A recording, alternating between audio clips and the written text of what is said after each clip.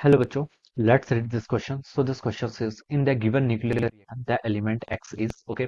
X के हमें यहाँ पर एलिमेंट बताना है कौन सा होगा, ठीक है। सोडियम देखिए आपका डी के हुआ है X प्लस आपका देखिए E प्लस है। E प्लस का मतलब होता है आपका ये बीटा पार्टिकल है, ठीक है। बीटा प्लस पार्टिकल है, क्या लिख सकते हैं, ठीक है। और न्यू के आपका यहाँ पर ये न्यूट्रॉन है, ठीक है।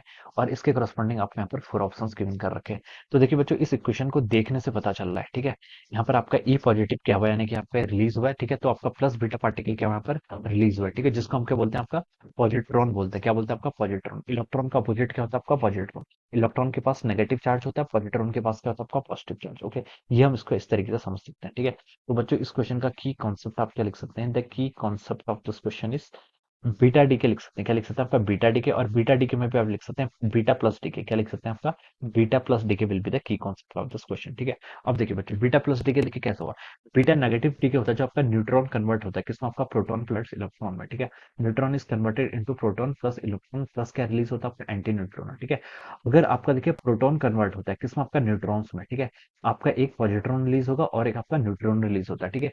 ये वाली रिएक्शन क्या कहलाती है बच्चों, this reaction is called our beta plus D के। इसे हम क्या बोलते हैं, आपका बीटा प्लस डी के।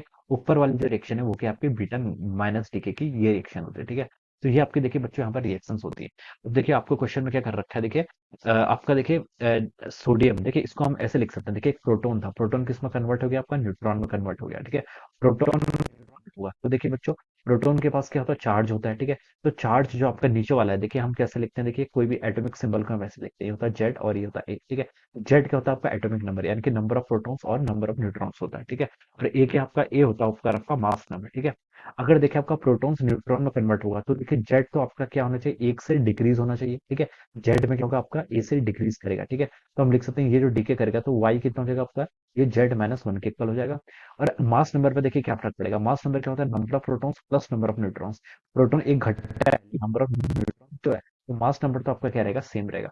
इस तरीके से हम क्या करते हैं, पहचानते हैं ये कौन सी रिएक्शन होगी आपकी, बीटा प्लस डीके हो जाएगा। ये क्या हो जाएगा आपका, बीटा प्लस डीके। और बीटा नेगेटिव डीके में क्या होता है, आपका जेड एक से इंक्रीज करता है, क्योंकि न्यूट्रॉन देखिए प्रोटॉन में कन्वर्ट हुआ है। तो प्रोटॉन के आपका नंबर ऑफ प्रोटॉन्स इंक्रीज हुआ तो जेड प्लस होता है, ठीक है।